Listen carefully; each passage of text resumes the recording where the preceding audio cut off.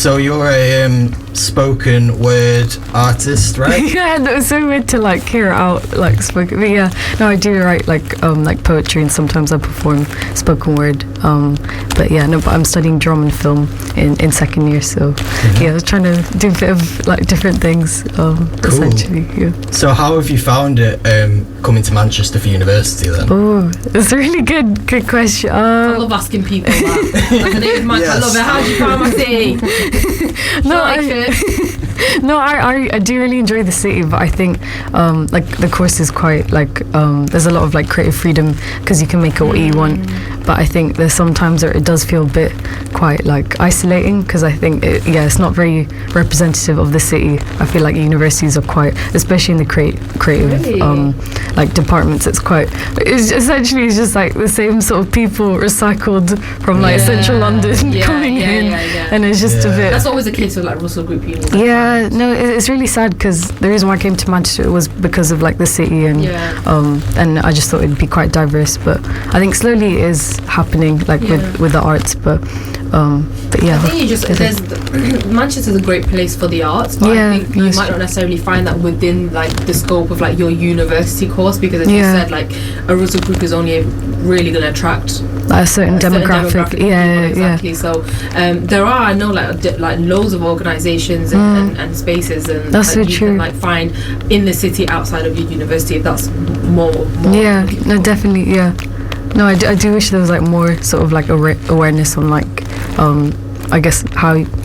Sorry, if I'm making, as in like I wish there's like more awareness on all these different like schemes that you're saying, like Young Identity or like, because the reason why I found a platform was through Juice Droplet, and that's when I like found out about all these different like Asian networks. I was like, okay, so we can actually make it like in the industry. Yeah, exactly. It's just it's visibility, isn't it? Like it's literally like there's not enough visibility, there's not enough representation, but that's why it's important for people to do what they do. Yeah, no, it's so sick what you guys are doing as well, like having this network and thank you. Yeah, that's sweet. No, but like I think that's one of the ways in which social media is a positive thing. Is that like it can get a bit toxic, but at the same time it's such a good way. Like I was similar to you, like before we started this I really wasn't aware that there was this sort of unspoken community on social media, and then once we got into it, it's like I feel like we like made loads of friends now that we like would have never heard of. Like a nice support network. No, absolutely. It's really good. So you've got your event tomorrow. Well, you're performing as part of an event which is by Pi Radio's own Jasmine and Sophia, art dresser. So people that are going to that, like, what type of thing can they expect from it? So I performed last year when they did a fundraiser for the Palestine Interpal event last June. So I think it's such a wide range because there's poetry, there's like live music, and I'm trying to remember it, but yeah, so I'm performing tomorrow in the evening, and I'm going to be performing a few poems, but yeah, I think it is kind of it's really hard to like summarize I think it's just a wide range of different pieces. For sure. Interesting. I've got a question. Go for it. How did you get into spoken word? Poetry? Like, what is poetry for you? Like, so it's weird to like think back, because I think it was during lockdown, essentially. I think like most people with trying to find like with creative, because it was nice to have like a creative outlet, especially when you're all like locked in for like a year and a half. But essentially, I think because we went in March 2020, and I think The Longer Bye came out with Riz Ahmed's Shikwa piece. Shikwa came out, and I would just like watch it, I think almost like every day, and I was just like analysing the lyrics, and then I think from that it sort of stimulated more, it sort of inspired me to write, and because I never saw anyone that looked like me in the first place, so to have someone sort of just like speak what I was feeling, because at school you just get taught like Wilfred Owen and it's just very like, it's like old white men who is like just from the war or the dead, and it's just like okay, like nothing really applies to me, but I think he was a big inspiration. And Rakaya, she's in London, so she ran like a poetry workshop on Zoom last year with Rumi's Cave. So they're like a sort of like Islamic like youth center, I want to say, or so they have like poetry workshops. It was like every Saturday on Zoom, and that was sort of like the like foundation of just like writing from there. But yeah, so it kind of like started from, I think, from March last year. I was gonna say last year, that was 2 years ago. But it was so weird. I know, time has gone by so quickly. I know, I'm just like, what? I was about to say that when you said it during lockdown, I was like, oh, so not that long ago. Yeah, and I realised, wait, that's a whole 2 years. No, it's literally this month, isn't it? Oh my gosh. That is weird. That's so strange. Okay, so you have, so you've been doing it for quite a while now. What kind of stuff do you write? I think, so I did like a project with Drama Society, and it was called Honeypot, and it was like a spoken word series called You Make Us Hate Our Neighbours, it was similar to The Long Goodbye, looking at like my relationship with Britain and that whole identity. But I'm trying to not box myself into that whole like diaspora poetry. I think I'm trying to be more positive. So hopefully tomorrow, like at the Deaf Institute, I'm going to be reading like a praise poem to my aunties, because I feel like they don't really get recognition. I'm trying to like broaden out and try different.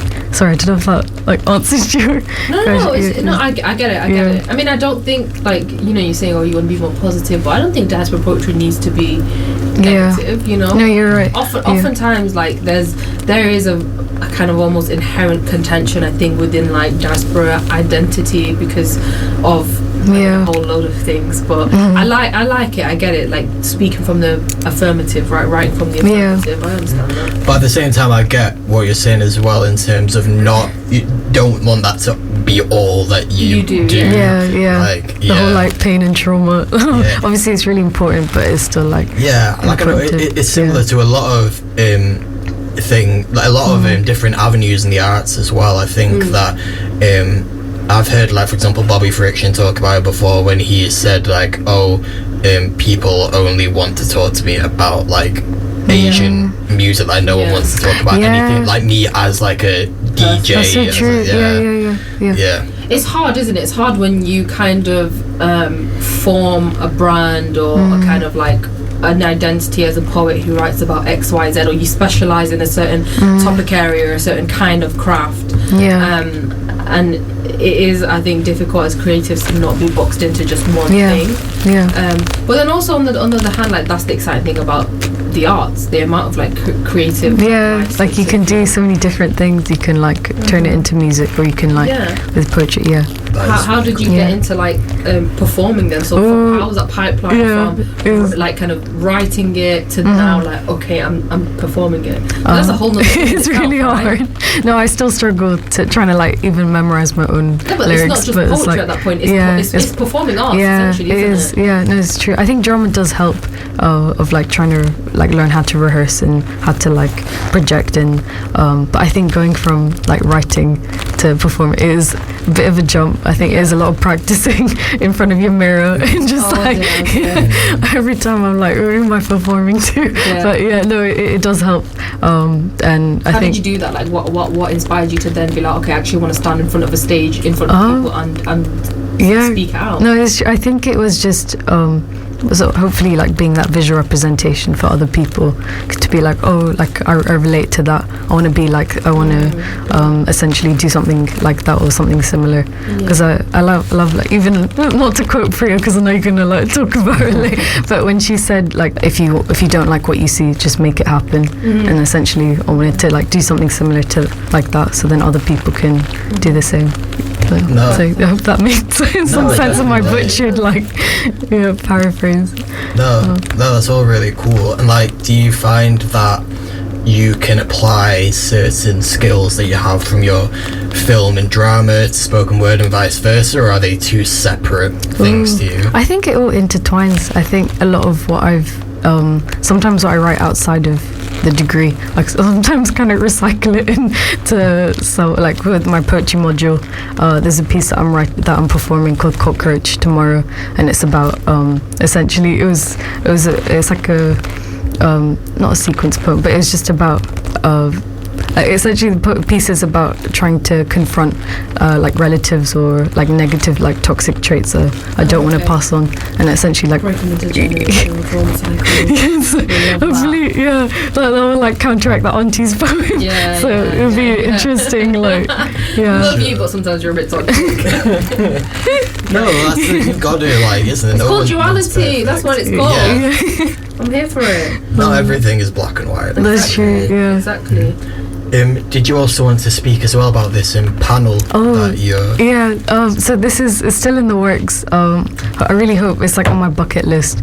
But essentially everything I was talking about earlier about, I think the lack of diversity in the arts, I really want to write like a blog post first to then like lead up to the panel, but we're planning on like me and my friends trying to host either this, I don't think it'll be this year, but maybe like next academic year or next semester, essentially. But we want to try and get like professionals in the arts and get like academics and make it like a student-led event and try and get people to sort of have this conversation, because I feel like there's the same sort of monotonous like discussion of like, oh, we need more diversity, and then people don't do anything, and then but like the money is there and the schemes are there. It's just how do you like connect the dots to try and get those people and yeah. So yeah, hopefully like I'll keep you updated on how it goes. Like how that sounds goes. sick. Yeah. That sounds really, really good, and like it's definitely a worthwhile cause, I think. Sometimes you just need kind of like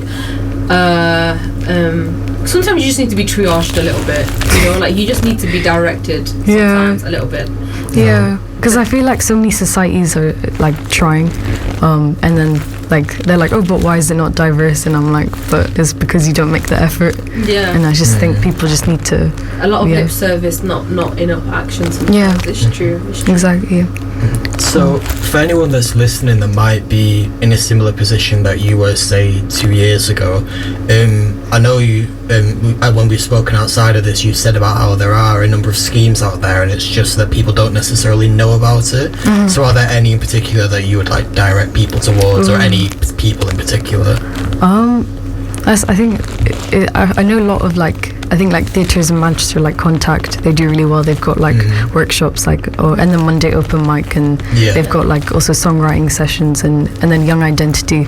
I still need to go to them for like writing workshops. They've got that at home on Mondays, and but essentially there's like you're saying, it's Manchester's so rich in like in the arts, and it's just people just need to sort of. And I think like, one thing we've learned as well, like doing this show, is how rich it is with the South Asian art scene. That's so South true. Asian creative scene, like there is obviously like the South Asian like art and creative presence. You typically attribute it more to like to London. That's with everything you do. Particularly with something like that, and then you realise that you start a show like this and you start a platform like this, and you realise actually there's so much going on in this city. That's right? true, yeah. So there's a lot to get involved with. Yeah. No, I think it's just getting it out, like spreading the word. What do you like? What's your plan? Like, what are you trying to use your degree? What do you want to do? Do you want to? What's your future prospects? I feel like this is like the council, uni council. Is this what you want? Like, is this what you want your career to be? Or are you just chilling? Because that's fine too. Yeah, of course. So I've got a few like projects in the works. If that like kind of using the degree to like to explore like all these different projects, but so I'm running a spoken word society at uni called Spread the Word, which is where we have like poetry workshops once a week. Sometimes we look at like musicians or just like poets that people want to like bring in, so it's really informal. And then I'm doing my other project is working with my auntie's organization in Rochdale, which is called Let's Talk, and so she works with older like South Asian women who've experienced like domestic abuse or violence, and every Monday, hopefully it's like once a month, once every 2 weeks, it's I tried to give like poetry workshops, and we had a guest poet called Hafsa Bashir. So she's really cool. She's so she came in I think it was 2 weeks ago, and essentially it's just to get these women to like be more confident in themselves, and sort of because like we're so like I feel like even like just poetry like back home, it's so rich, and it's just sad how like. I was gonna say, like, what's your like ethnic background? Pakistan. Yeah. Pakistani poetry, like poetry is so rich, such a rich history there to like lean on and borrow from. You know? Aunties are actually quite like poetic. Like like the language itself. I know. Is very poetic, literally, I was like, you're spitting bars right now. Honestly. Yeah. So they're gonna be performing at Contact on I think it's 6th of June. But yeah, no, I'll send you details. That's you guys want to come? Like they'll be like sort of collating all the work that they've done, and then they'll be like performing, because you never see, I think, especially older Asian women on a mainstream platform. Absolutely. Because they have one purpose in life, and that's it. They don't even have like the luxury of being of like pursuing and engaging in creative endeavors. So that's true. That's very powerful. I love that. No, that is really cool as well, and it's also really nice to see you getting involved in that of your own accord. Like it's not, for example, you just doing it for the sake of ticking a box, like because a lot of these projects will be started not necessarily by people of colour, just for the sake of diversity. Exactly, diversity tick, right? And it's a very community focused thing, which I think people don't realise how helpful art is, how helpful something like poetry can be in terms of like coping mechanisms, especially in situations like domestic violence. Women who naturally, as part of that, would have been like so emotionally, mentally suppressed for so long, to finally have an outlet like that, you can't understate the impact of something like that. Yeah, no, it's sad how like back in the day poetry is for like older men, but like now I think it is slowly evolving, especially with spoken word. I think it is changing, because more young people are like getting involved in making it like more, I think, just accessible. Because I think poetry can be quite like elitist, and it's absolutely, especially if you're taught it like in this country, like English poetry. It's awful. It's horrible. It's not. And like, I mean, English poetry, great, but like, but I don't care about dead men. There's so much more to it, you know. Like, there is like, if you're South Asian and you come from like one of the South Asian countries, I guarantee you your country, your place of origin will have like a rich history of like poetry.